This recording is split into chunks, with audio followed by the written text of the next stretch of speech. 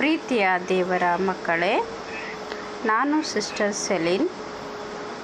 ಈ 4ನೇ ವಿಡಿಯೋದ ಮೂಲಕ ವಾಕ್ಯವನ್ನು ನಿಮ್ಮ ಸಂಗಡ ಹಂಚಿಕೊಳ್ಳಲು ದೇವರು ನನಗೆ ಮಾಡಿದಂಥ ಮಹಾಕೃಪೆಗಾಗಿ ಸ್ತೋತ್ರ ಸಲ್ಲಿಸ್ತಾ ಇವತ್ತಿನ ವಾಕ್ಯವನ್ನು ನಾವು ನೋಡಿಕೊಳ್ಳೋಣ. ಪವಿತ್ರಾತ್ಮರನ್ನು ನಾವು ಯಾವಾಗ ಪಡೆದುಕೊಳ್ಳುತ್ತೇವೆ ಅನ್ನೋದರ ಬಗ್ಗೆ ಇವತ್ತು ನಾವು ಓದಿಕೊಳ್ಳೋಣ. ಎಫೆಸದವರ ಬರೆದ ಪತ್ರಿಕೆ 1:13 ನಾವು ಓದಿಕೊಳ್ಳೋಣ. ನಿಮ್ಮ ರಕ್ಷಣೆಯ ಎಂಬ ವಿಷಯವಾದ ಸುವಾರ್ತೆ ಎಂಬ ಸತ್ಯವಾಕ್ಯವನ್ನು ಕೇಳಿ ಕ್ರಿಸ್ತನಲ್ಲಿ ನಂಬಿಕೆ ಇಟ್ಟವರಾದ ನೀವು ಸಹ ವಾಗ್ದಾನ ಮಾಡಲ್ಪಟ್ಟ ಪವಿತ್ರಾತ್ಮರೆಂಬ ಮುದ್ರೆಯನ್ನು ಹೊಂದಿದ್ದೀರಿ ಅಂತ ಇಲ್ಲಿ ದೇವರ ವಾಕ್ಯ ಹೇಳುತ್ತೆ. ಪ್ರಿಯರೇ,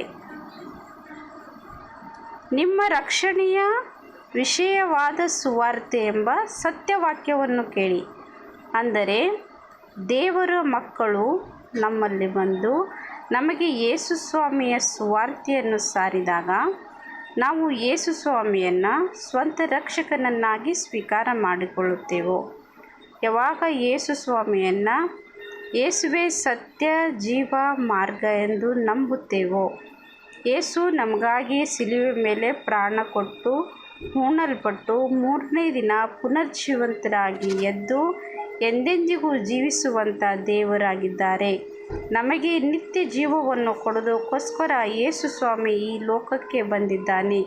ಯೇಸುವೇ ಸತ್ಯ, ಯೇಸುವಿನ ನಾಮದಲ್ಲಿಯೇ ರಕ್ಷಣೆ ಇದೆ ಎಂಬ ಸುವಾರ್ತೆಯನ್ನು ನಾವು ಕೇಳಿ ನಂಬಿಕೊಂಡಾಗ ಅದೇ ಕ್ಷಣ ಪವಿತ್ರಾತ್ಮರ ಮುದ್ರೆಯನ್ನು ನಾವು ಹೊಂದಿಕೊಳ್ಳುತ್ತೇವೆ. ಪ್ರಿಯರೇ, ಪ್ರೀತಿಯ ದೇವರ ಮಕ್ಕಳೇ, ಈ ಪವಿತ್ರಾತ್ಮರ ಮುದ್ರೆಯನ್ನು ನಾವು ಹೊಂದಿಕೊಂಡ ಮೇಲೆ 14ನೇ ವಚನ ಹೇಳುತ್ತೆ, ದೇವರು ಸಂಪಾದಿಸಿಕೊಂಡ ಜನರಿಗೆ ವಿಮೋಚನೆಯಾಗುವುದೆಂಬುದಕ್ಕೆ ಪವಿತ್ರಾತ್ಮನು ನಮ್ಮ ಬಾಧ್ಯತೆಗೆ ಸಂಚಕಾರನಾಗಿದ್ದಾನೆ ಅಂತ.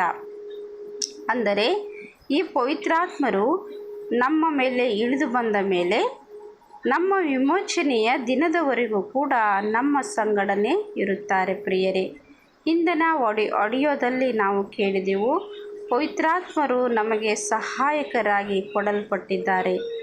ನಾವು ದೇವರ ಆಲಯವಾಗಿದ್ದೇವೆ, ಪವಿತ್ರಾತ್ಮರು ನಮ್ಮಲ್ಲಿ ವಾಸ ಮಾಡುತ್ತಾರೆ ಅಂತ ಹಿಂದಿನ ಆಡಿಯೋದಲ್ಲಿ ನಾವು ಕೇಳಿದ್ದೇವೆ. ಪ್ರಿಯರೇ, ಪವಿತ್ರಾತ್ಮರು ನಮ್ಮ ಸಂಗಡ ಹಗಲಿರುಳು ಕುಂದಿರುವಾಗ, ಏಳುವಾಗ, ಮಲಗುವಾಗ, ಪ್ರತಿ ಕ್ಷಣ ಪ್ರತಿ ನಿಮಿಷದಲ್ಲಿಯೂ ಕೂಡ ನಮ್ಮ ಜೊತೆಯಾಗಿ ಇರುತ್ತಾರೆ ಅಂತ ಹಿಂದಿನ ಆಡಿಯೋದಲ್ಲಿ ನಾವು ಕೇಳಿದ್ದೇವೆ.